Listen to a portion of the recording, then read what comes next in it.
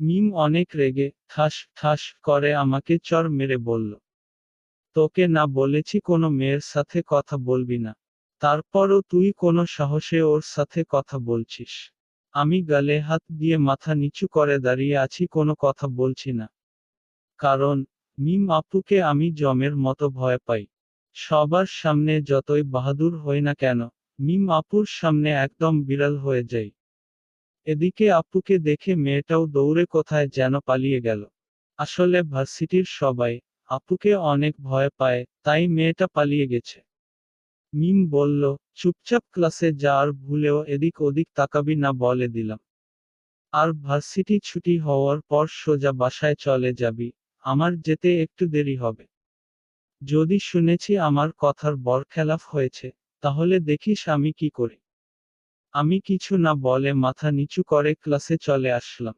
ক্লাসে এসে বন্ধুদের পাশে বসে পড়লাম। শুভ বলল, কিরে তোর গাল এমন টমেটোর মতো লাল হয়ে আছে কেন? আমি বললাম, আর বলিস না, ভার্সিটিতে ঢুকার সময় একটা দেয়ালের সাথে ধাক্কা লেগে গেছিল, তাই হয়তো গাল লাল হয়ে গেছে। মিথ্যা বললাম, না হলে ওরা আমায় নিয়ে হাসাহাসি শুরু করবে। রহিম বলল, কিন্তু দেখে তো মনে হচ্ছে কেউ চড় মেরেছে, দেখ গালে একদম 5 আঙুলের দাগ পড়ে গেছে। আমি বললাম, আরে তেমন কিছু হয়নি, দেয়ালের সাথে ধাক্কা লাগায় এমন হয়েছে।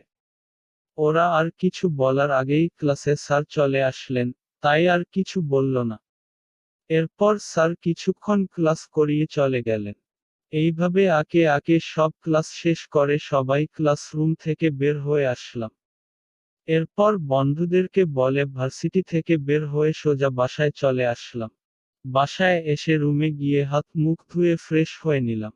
তারপর আয়নার সামনে দাঁড়িয়ে দেখি গালে এখনো মিম আপুর হাতের দাগ পড়ে আছে।